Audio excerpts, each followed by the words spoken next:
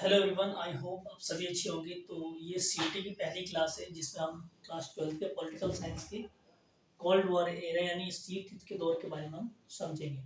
ठीक है, ये काफ़ी इंपॉर्टेंट है और खासकर मैं इसको थ्योरेटिकल ज़्यादा डीप नहीं लेके जाऊँगा क्योंकि एमसीक्यू टाइप में क्वेश्चंस आएंगे।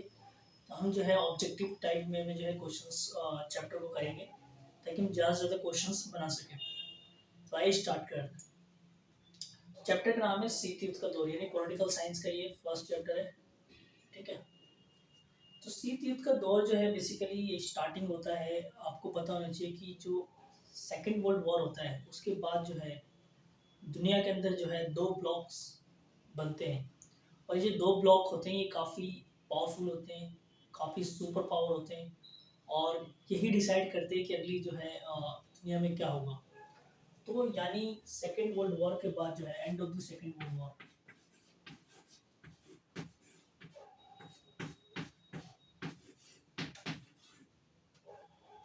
दो ब्लॉक का राइज होता है यानी दो गुटों का उदय होता है। और जो दो गुट होते हैं वो एक होता है आपका यूएस से और दूसरा होता है आपका यूएसएसआर।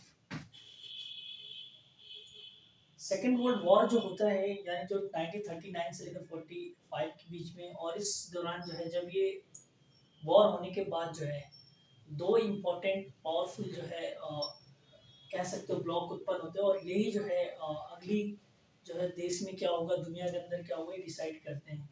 तो इसके अंदर जो है यूएसएसआर यूएसए जो है ये कैसे उत्पन्न हुए, यानी आखिर ये सेकेंड वर्ल्ड वॉर में इनका क्या पोजीशन था। तो आपको पता है कि फर्स्ट वर्ल्ड वॉर जो हुआ था यानी फर्स्ट वर्ल्ड वॉर वो हुआ था 1914 से लेकर 1918 तक। 1914 से लेकर 1918 के बीच में जो है प्रथम विश्व युद्ध हुआ था। उसके बाद जो है सेकेंड वर्ल्ड वॉर हुआ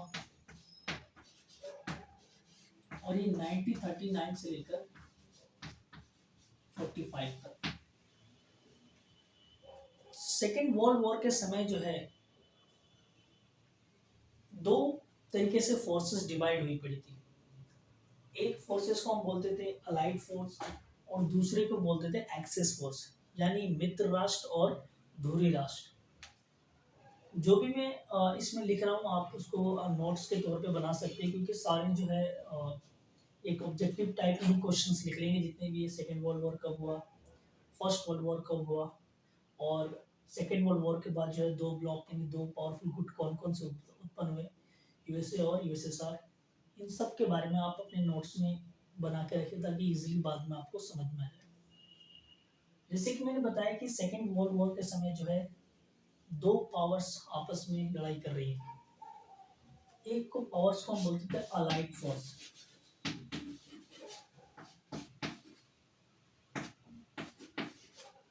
यानी इसको बोलते थे मित्र राष्ट्र।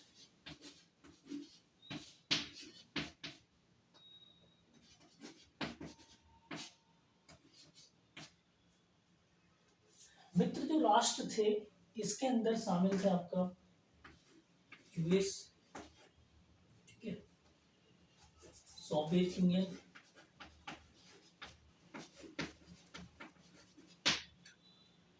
ब्रिटेन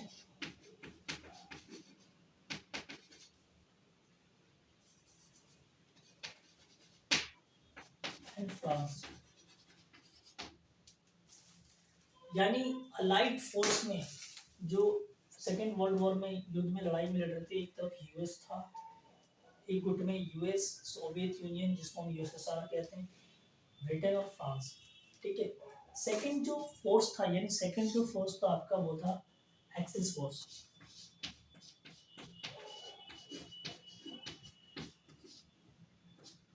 और इसके अंदर जो है तीन देश शामिल थे, जर्मनी, जापान एंड इटली। जब इन दोनों के बीच में जो है सेकेंड वर्ल्ड वॉर हुआ तो जो विनर हुए वो मित्र राष्ट्र हुए, यानी जीत किसकी हुई, मित्र राष्ट्र और इन्होंने क्या किया, एक्सेस पावर यानी जर्मनी जापान इटली को हरा दिया। अब हराने के बाद जो है वर्ल्ड के अंदर जो है दो राइवलरी चलने लगी, दो गुटों के बीच कि अगला पावरफुल वर्ल्ड के अंदर कौन बनेगा जो वर्ल्ड ऑर्डर को डिसाइड करेगा, यानी दुनिया के जो है पावर्स को डिसाइड करेगा। तो जब ये जीतने के बाद अलाइड फोर्सेस में जो है यूएस और सोवियत यूनियन ने जो है आपस में जो है इस बात को लेकर काफ़ी मतलब कॉन्फ्लिक्ट किया कि अगला पावर यानी अगला जो है डिसीजन मेकर कौन होगा। इसी के कारण जो है दोनों के बीच जो है कहीं ना कहीं एक आइडियोलॉजिकल वॉर होता है, कह सकते हैं छोटे मोटे लड़ाइयाँ भी होती है कि अगला पावर कौन होगा, आपस में लड़ते हैं। और यही लड़ाई जो है कह सकते हो आइडियोलॉजीज को लेकर, जैसे कैपिटलिज्म को सपोर्ट करता था यूएस एंड कह सकते हो सोशलिज्म कम्युनिज्म को सपोर्ट करता था यूएसएसआर। ठीक है, तो इन दोनों के बीच में जो कहीं ना कहीं आइडियोलॉजी को लेकर कहीं छोटे मोटे वॉर्स जो है आपस में होते रहते थे, एक दूसरे पे कमेंट करते थे और एक दूसरे पे कहीं ना कहीं वॉर पे अटैक करते थे, जो दूसरे के कंट्री जो शामिल थे उनके साथ उन पे अटैक भी करते थे और अटैक करवाते थे। और इन सभी को हम जो है ये जो होता था घटना, इसको हमने कोल्ड वॉर का नाम दिया। तो आई होप आपको समझ में आ गया वो जो कोल्ड वॉर स्टार्ट हुआ है आफ्टर सेकेंड वर्ल्ड वॉर के बाद स्टार्ट हुआ, जिसके अंदर यूएसए और यूएसएसआर राइज हुए थे, दोनों पावर उदय हुए। और सेकेंड वर्ल्ड वॉर आपको ये पता चलेगा कि कब हुआ था, 1939 से 45 के बीच में, और 1914 से 18 के बीच में फर्स्ट वर्ल्ड वॉर होता है। फिर मैंने बताया कि जो सेकेंड वर्ल्ड वॉर के अंदर जो मित्र राष्ट्र हुए US, Soviet union, Britain and France. फिर साथ में आपको एक्सेस पावर थे जर्मनी, जापान और इटली। और एक्सेस पावर को हरा दिया धुरी राष्ट्र जो है, ये धुरी राष्ट्र बोलने से हिंदी में धुरी राष्ट्र जो है हार गया और मित्र राष्ट्र यहाँ पे जीत गए। और मित्र राष्ट्र के अंदर ही जो है यूएस और सोवियत यूनियन में जो है अगली पावर को लेकर लड़ाइयाँ स्टार्ट हो गई। इसी को हमने कोल्ड वॉर का नाम दिया। आई होप आपको इतना समझ में आता होगा।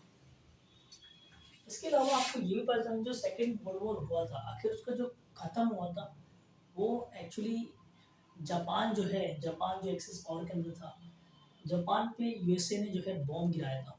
ठीक है, और ये बॉम्ब जो है गिराने के बाद जो है जापान ने सरेंडर किया और इसी के साथ जो है सेकेंड वर्ल्ड वॉर भी खत्म हो गया। तो हमारे जो एग्जाम पॉइंट ऑफ व्यू जो इम्पोर्टेंट है, आपको ये पता होना चाहिए कि कौन सा बॉम्ब गिराया गया था, किस जगह पे, जापान की किस जगह पे गिराया था, ये आपको पता होना बहुत जरूरी है। जैसे कि मैंने बताया कि जब ये लड़ाई चली थी सेकेंड वर्ल्ड वॉर की, तो यूएस ने क्या किया, सरेंडर करने के लिए जापान को 2 बॉम्ब गिराए। ठीक है, तो यूएस ड्रॉप्ड बॉम्ब, और ये जो बॉम्ब गिराया था ये किस पे गिरा था, जापान पे। ठीक है, जापान पे जो पहला बॉम्ब गिरा था वो आपका हिरोशिमा में। ठीक है, हिरोशिमा में पहला बॉम्ब गिराया गया और इसका कोड नेम जो था बॉम्ब का वो था लिटिल बॉय। क्या नाम था, लिटिल बॉय। यानी पहला जो है बॉम्ब हिरोशिमा में गिराया गया जापान की एक जगह पे, और उसका नाम, जो जगह का नाम था वो हिरोशिमा था, और जो कोड नेम था वो लिटिल बॉय था, और ये 15 किलो टन का था।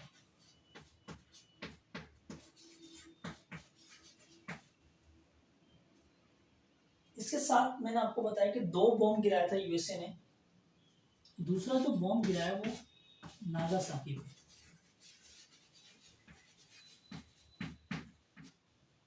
ठीक है, और इसका जो कोड नेम था बॉम्ब का वो था आपका फैट मैन। ठीक है, ये 2 बॉम्ब गिराया और ये जो 21 किलो टन का बॉम्ब था,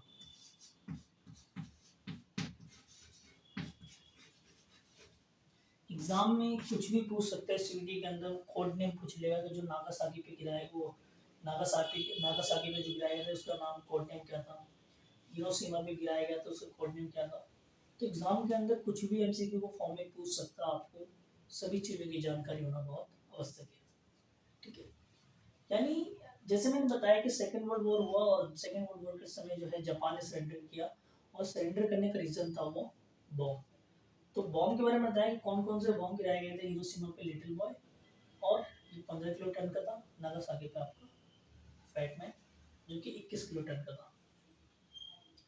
इतना समझने के बाद जो है अभी जो दो गुट राइज हुए यानी यूएसएस और यूएसएसआर, इन्होंने जो है कहीं ना कहीं एक दूसरे पर अटैक करने की कोशिश की। ये एक दूसरे पे छोटे मोटे लड़ाइयाँ करते थे, एक दूसरे पर अटैक करते थे, और उसी बीच एक और क्राइसिस बना, और वो क्राइसिस था Cuba missile crisis.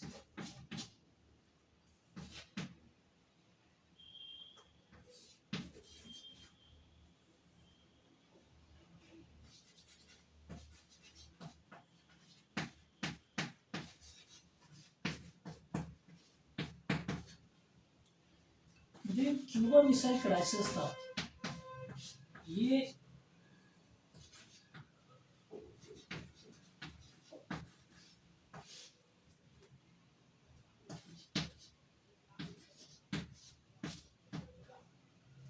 Cuba missile संकट बना, और ये जो है यूएसए और यूएसएसआर के बीच में बना। तो क्यूबा जो है, एक आपको पता होना चाहिए, क्यूबा जो है अमेरिका से, सपोज करो एक अमेरिका है, ये अमेरिका है यहाँ पे, और साइड में जो है आइलैंड कंट्री था, यानी आइलैंड कंट्री अमेरिका के बगल में, और उसका नाम क्या था, क्यूबा। ठीक है, ये जो क्यूबा था ये एक स्मॉल आइलैंड कंट्री था, ठीक है, और जो अमेरिका के बगल में था। लेकिन यूएसएसआर जो है यहाँ पे इस पे कंट्रोल था क्यूबा पे, क्योंकि ये जो है अलाय था किसका, सोवियत यूनियन का। सोवियत यूनियन मतलब यूएसएसआर, ठीक है। और सोवियत यूनियन जो है इसको डिप्लोमेटिक एंड फाइनेंशियल सपोर्ट भी देता था क्यूबा को टाइम टाइम पे। यहाँ पे डिप्लोमेटिक एंड फाइनेंशियल सपोर्ट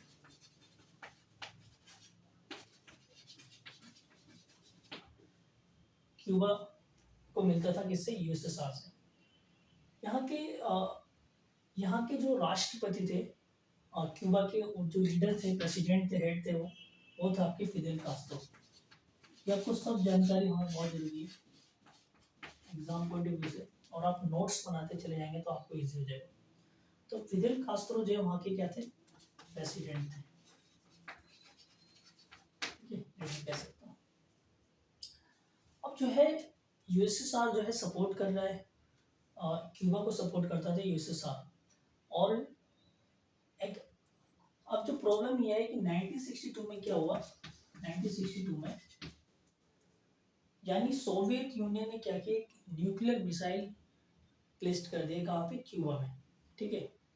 इसके कारण क्या हुआ कि पहली बार जो है अमेरिका सबसे एकदम, मतलब यूँ कह सकते हो सबसे नज़दीकी निशाने पे आ गया था, क्योंकि क्यूबा जो है बहुत पास था अमेरिका के, और यहाँ पे जब मिसाइल तैनात किया यूएसएसआर ने, सोवियत यूनियन ने, तो ये पहली बार जो है सबसे ज़्यादा करीबी निशाने पे आ गया था अमेरिका।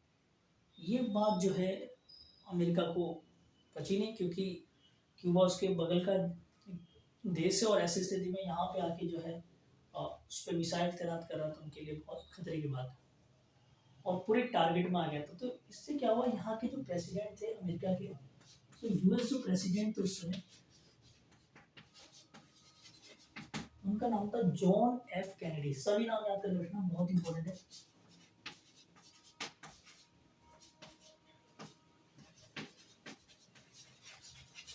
John F Kennedy.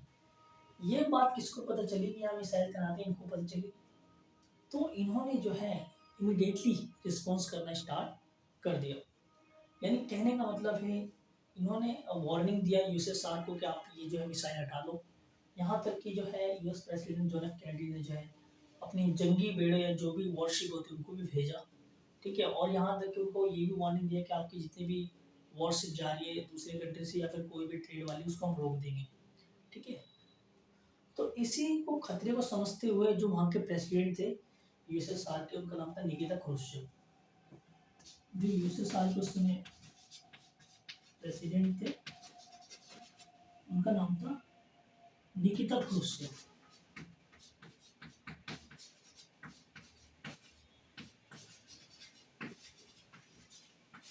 ठीक है, निकिता क्रुश्चेव ने जो है रिस्पॉन्स किया और वहां से मिसाइलें हटा ली। तो कहने का मतलब ये है कि ऐसा लगा कि मतलब वर्ल्ड वॉर सेकेंड और थर्ड वर्ल्ड वॉर हो जाएगा, यानी कहने का मतलब ये कि हो सकता है ये दोबारा न्यूक्लियर बॉम्ब की वॉर हो जाए दोनों के बीच में। लेकिन ऐसा कुछ भी नहीं हुआ और दोनों ने जो है सहमति होकर अपनी अपनी चीज़ों को हटा लिया वहाँ से। इसी को हम जो है क्यूबा मिसाइल क्राइसिस कहते हैं। यानी क्यूबा मिसाइल क्राइसिस वही है जिसमें कि दोनों आपस में आमने सामने आ गए, बट उन्होंने लड़ाई नहीं किया, बल्कि वो हट गए, आप एक दूसरे से दूर चले गए, और इसको हम क्यूबा मिसाइल क्राइसिस कहते हैं। और ये स्टार्ट जो 1962 में ये हुआ था। ठीक है, तो यहाँ तक आपको समझ में आ गया क्यूबन मिसाइल क्राइसिस क्या था। नेक्स्ट जो है, जैसे कि मैंने बताया कि शुरुआत में आप ये जो वॉर था बेसिकली ये पावर्स को लेकर तो नहीं कह सकते पूरा पावर्स को लेकर था, बल्कि ये आइडियोलॉजिकल वॉर भी था। और जो आइडियोलॉजिकल वॉर था ये था आपका, ये कह सकते हो आइडियोलॉजिकल वॉर भी था। वर्ल्ड के अंदर किसकी आइडियोलॉजी सबसे ज़्यादा बेस्ट है। तो एक तरफ आपको पता है कि यूएसए है और दूसरी तरफ यूएसएसआर, यानी यूनियन सोवियत सोशलिस्ट रिपब्लिक का फुल फॉर्म है। तो यूएसए जो है रिप्रेजेंट करता है, आपको पता है किसको, कैपिटलिज्म को। और ये चाहता है यूएसए की दुनिया के अंदर जो है कैपिटलिज्म का वर्चस्व हो, हेजेमनी हो। ठीक है, दूसरी तरफ यूएसएसआर जो सपोर्टर है वो है आपका सोशलिज्म का। ठीक है, कैपिटलिज्म मतलब कि यहाँ पे फ्री मार्केट हो, जो डिमांड और सप्लाई पे, यानी जो मांग और पूर्ति पे जो कंट्रोल है किसका, प्राइवेट प्लेयर का हो, और वही डिसाइड करें कि मार्केट के अंदर क्या चलेगा। जबकि सोशलिज्म में ऐसा होता है कि गवर्नमेंट प्लानिंग होता है हर चीज, यानी गवर्नमेंट का कंट्रोल होता है मैक्सिमम, गवर्नमेंट कंट्रोल। ठीक है, और गवर्नमेंट का जो कंट्रोल होता है यहाँ पे लिमिटेड कंट्रोल होता है किसका, प्राइवेट का।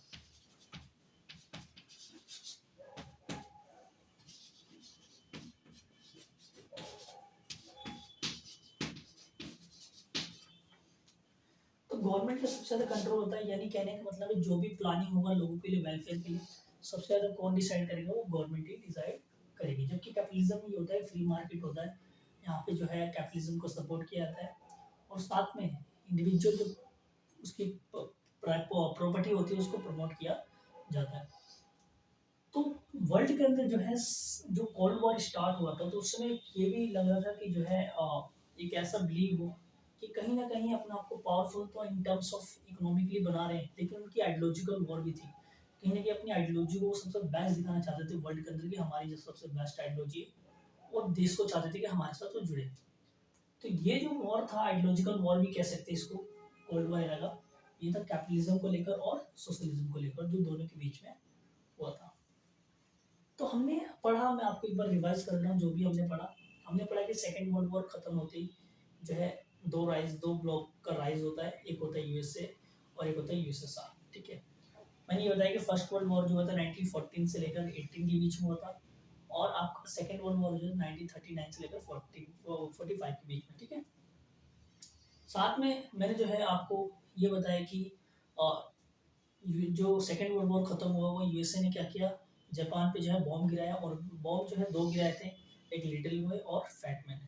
जो लिटिल बॉय बॉम्ब गिराया था वो किसके ऊपर था, आपका हिरोशिमा, और फैटमैन जो बॉम्ब गिराया गया था वो नागासाकी पे। लिटिल बॉय जो है 15 किलो टन का था और फैटमैन जो है 21 किलो टन का था। फिर आपको मैंने बताया कि क्यूबन मिसाइल क्राइसिस में ये हुआ था 1962 में कि क्यूबा एक स्मॉल आइलैंड कंट्री थी जो कि अमेरिका के पास में थी, और वहाँ पे जो है रशिया ने जो यानी यूएसएसआर ने जो है वहाँ पे एक न्यूक्लियर मिसाइल प्लेस कर दी थी, जिससे जो है अमेरिका सबसे पहली बार खतरे के निशाने में आ गया और सबसे करीबी। ऐसी स्थिति में जॉन एफ कैनेडी जो वहाँ के प्रेसिडेंट थे यूएसए के, उनको पता लगी ये बात, तो उन्होंने जो है इमीडिएटली रिस्पॉन्स किया और वहाँ से अपनी भी जंगी बेड़े जो जहाज होती है वॉरशिप होती है उनको भेजा आगे, और फिर दोनों के बीच में जो है मामला सुलझा और उन्होंने वहाँ से अपनी अपनी जो है न्यूक्लियर मिसाइल को हटा लिया। तो इसको हम क्यूबन मिसाइल क्राइसिस कहते हैं। और ये एक हाई पॉइंट था, यानी एक चरम बिंदु था, शीत युद्ध का चरम बिंदु, हाई पॉइंट कह सकते हैं क्यूबन मिसाइल क्राइसिस। ये सब मैंने आपको बताया। साथ में मैंने ये बताया कि आपको जो है कैपिटल जो ये एक कोल्ड वॉर जो एरा था, ये केवल वॉर मतलब अपने आपको पावरफुल नहीं बनाता in terms of economically, but एक आइडियोलॉजिकल वॉर था जो कि दोनों आइडियोलॉजी को बेस्ट दिखाना था दुनिया के अंदर, किसकी आइडियोलॉजी सबसे बेस्ट है। तो यहाँ पे आइडियोलॉजी की जो वॉर थी वो कैपिटलिज्म यानी पूंजीवाद और समाजवाद यानी सोशलिज्म, इन दोनों के बीच में थी। कैपिटलिज्म फ्री मार्केट को सपोर्ट करता है जिसमें डिमांड एंड सप्लाई जो है डिसाइड करते हैं, ठीक है, इकोनॉमी के अंदर। साथ में जो है सोशलिज्म में ये होता है समाजवाद के अंदर कि सारा यानी मैक्सिमम कंट्रोल किसका होता है, सरकार का होता है, और वही डिसाइड करती है आगे क्या होगा। तो ये सब मैंने जो है आज के इस वीडियो में आपको बताया। आई होप आपको ये समझ में आ गया होगा। Thank you so much.